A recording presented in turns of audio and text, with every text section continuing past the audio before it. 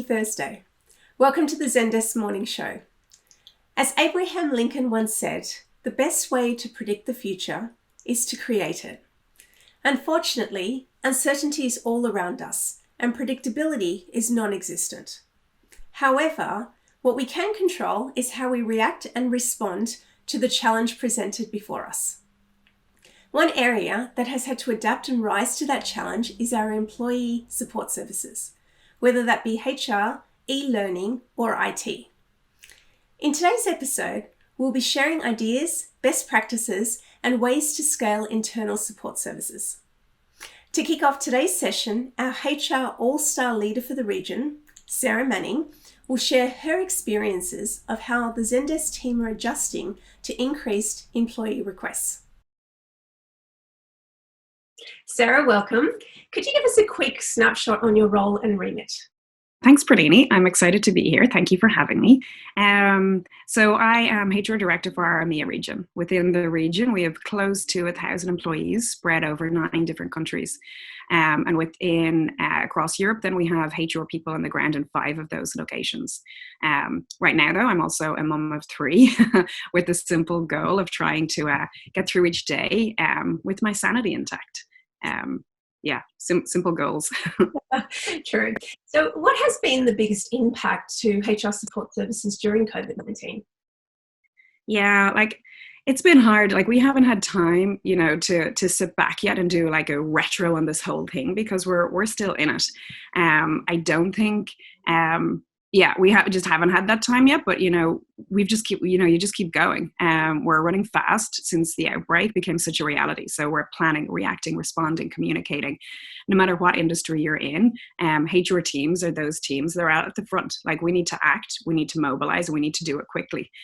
We need to be there to support our leaders and our employees at every level. In this crisis, whether that action takes the form of moving everything virtually to remote working, as is the case here in Zendesk, or being in that really difficult position that many organizations are in now of looking at layoffs and just dealing with a volume of questions and concerns from employees about job security, or oftentimes it's going to be a combination of all of those scenarios for different organizations. HR teams are right there at the front. We are right there at the front of it all. So if I think about your question now in terms of the impact, I think it's the absolute imperative of communication, being clear, concise, and transparent in all communications with employees. We learned quickly, though, that as we communicated clearly, as this began and keeping people informed, we communicated a lot. We then realized how responsive we needed to be. So we have our very simple kind of people ups at handle using our Zendesk support tool, and using that product that allows any employee anywhere in the world to just use that one simple email address. So they just email peopleups at, it then routes to the correct team, because if it's a healthcare question, that will go to our benefits team. If it's a hiring question, that will go to our talent acquisition team. And it will also route to the correct team in the correct location for you to answer your question. So all of that kind of background, all of those triggers reduce the amount of triage that's needed by people on the ground, which means people are getting their answers much quicker. Great. So you mentioned the support tools that you've used. What other tools have you had to think about? Sure. I think in addition to the support tool, our help center. So our guide help center has been critical, because from our tickets into peopleups at, as well as kind of analytics and, keyword searches from our help center, we're very quickly able to understand the trends and the common questions that people were asking. And this allowed us then in turn to quickly draft straightforward articles to post on our help centers. We also have AnswerBot enabled within our tickets. So many of our employee queries were actually automatically answered through links to those new articles in the auto response. And across, I think I looked at the stats across everything that we've ever posted on our HR Help Center pages. Our COVID-19 resources, which was a particular article that we produced for each country, has been the most viewed article in the past 3 weeks by far. An additional feature that we're looking at now, because people do consume content differently, they learn differently, is looking at videos, and actually not just going with the clean written word, but embedding videos into our articles as well, just to help with, clearer communication and understanding. So what would you say has been your biggest learning during this time? For sure, responsiveness. Like, we are living with so much uncertainty right now, and we should not underestimate that the stress that that's putting on our employees. The last thing that we want to add is any delay. Like, there's so much uncertainty that people are just living with. When people are anxious, they can speculate for the worst. So what we can do is play our part in alleviating that by being as responsive and transparent as possible. So, final question. What advice would you give other HR teams, departments and organizations based on some of what you've learned? Sure. I think it's, remember, like, we're employees too. Like, we're also going through this within the HR teams, and this is hard. Like, it's hard for us too. So I think to do your best to take care of yourself, take care of your colleagues, the employees you support, the managers and leaders you support need you now more than ever. But you're no good to them if you're exhausted. And that's kind of a simple fact right now. So I guess my advice is make time, practice self-care, look after yourself. Great. Well, thank you so much, Sarah, for joining us today. And my hat's off to you as well, because not only are you running our HR function across Europe, you're a mother of 3 with the kids at home at the moment, and you've managed to join us today. So thank you very much. Oh, my pleasure. Thank you.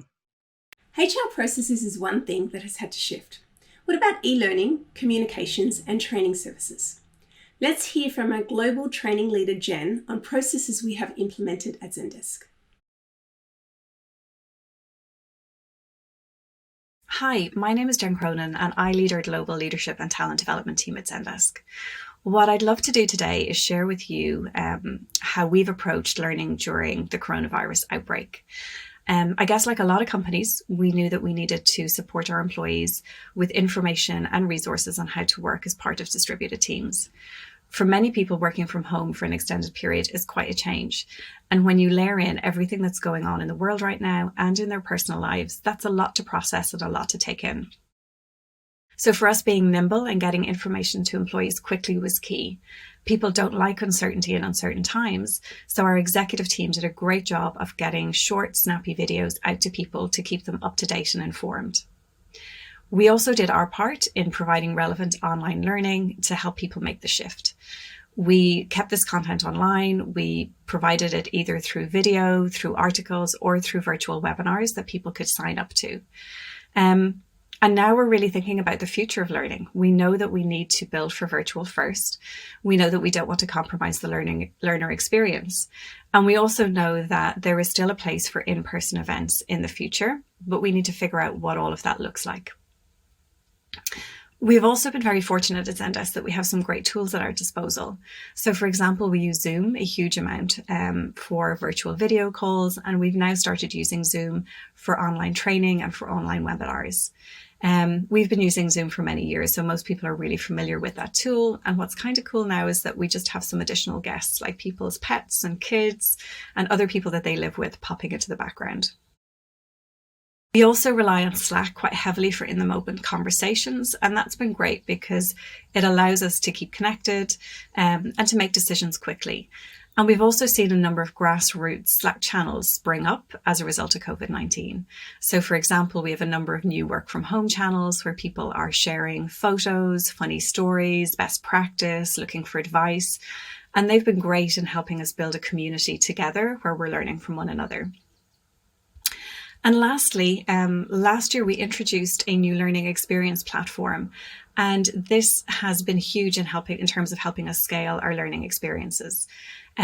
We were instantly able to use the LXP, or our learning experience platform, to create learning plans and pathways on remote working and share those with the entire organization. And we can track people that are accessing them, how they're doing, what they're clicking into and what's useful to them, so we can continue to kind of evolve that learning as we go.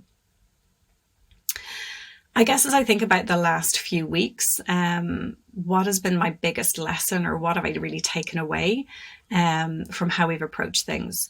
I guess the first thing is that people are anxious and they're distracted right now. So although there is an appetite for learning, they also don't have a huge amount of capacity for learning new things or for more change. So people are looking for familiarity, they're looking for certainty, for simplicity, and for opportunities to connect. Any learning that we create really needs to kind of speak to that. So it needs to be short, snappy, very practical in nature, and things that people can incorporate into their daily routines. We've also tried to provide forums where people can come together to learn from one another and to share best practice and really discuss what's going on in the moment. And I guess as I think about, the type of advice I would like to share with people, first and foremost, it's not to put too much pressure on ourselves. We don't have all of the answers. We're all learning this as we go and we're in it together. My other piece of advice would be to leverage other people in your company or externally who can share best practice and provide guidance around this situation and bring them into the conversation. And lastly, it would be to keep things simple and go back to basics. People aren't looking for anything super sophisticated or complex right now. People are looking for clarity, simplicity, practicality, and easily digestible learning chunks. I hope this has been useful, and thank you for allowing me to spend some time with you today. Jenny's one of my favourite people at Zendesk. Her calm composure, strength of character, and great ideas always shine through.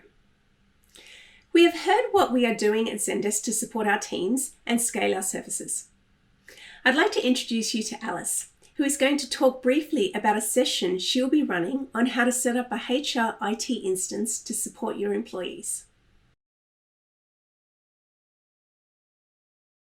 Thanks, Perlini. Hey everyone, my name is Alice Egan and I'm a solutions consultant here at Zendesk. So we understand that today more than ever, it's important to be able to move really quickly to support your employees wherever they are. So we've set up this webinar to help you understand how to quickly configure and deploy a Zendesk instance to HR and/or IT teams. So in the webinar, I'm going to be reviewing a Zendesk instance that I have set up for HR and IT teams. And I'm confident that if you follow along my webinar and you set up the things that I have set up, it'll put you at a really good baseline to quickly support your employees and set up any sort of customizations or workflows that are unique to your business or your team's needs. So the one prerequisite for this webinar is that you come along with an end user email address that we can add into the account. That can be an email address that you already have. I prefer to create new email addresses with Gmail because I can also create a Google Chrome persona that I can use to test out the end user experience. But whatever it is, just make sure that you have that and a Zendesk subdomain or instance to go ahead and start setting up. And I look forward to seeing you on the webinar. So with that, I will pass it back to you, Perlini. Thanks. Thanks, Alice. A valuable session, and I would encourage you or your teams to join the webinar. For more information on today's content, visit the internal use case section on the Zendesk website, where you can learn more about the tools available. You can also learn from companies such as Tesco and OpenTable, who have used Zendesk to help their internal teams gain scale. Also, why not visit our apps marketplace, linking you to over 750 app integrations for asset management, change management, collaboration, and many more to help streamline your operations. Thank you for joining today. Tune in next Tuesday as we cover the importance of omnichannel. Take care, look after yourselves, look after your teams and each other.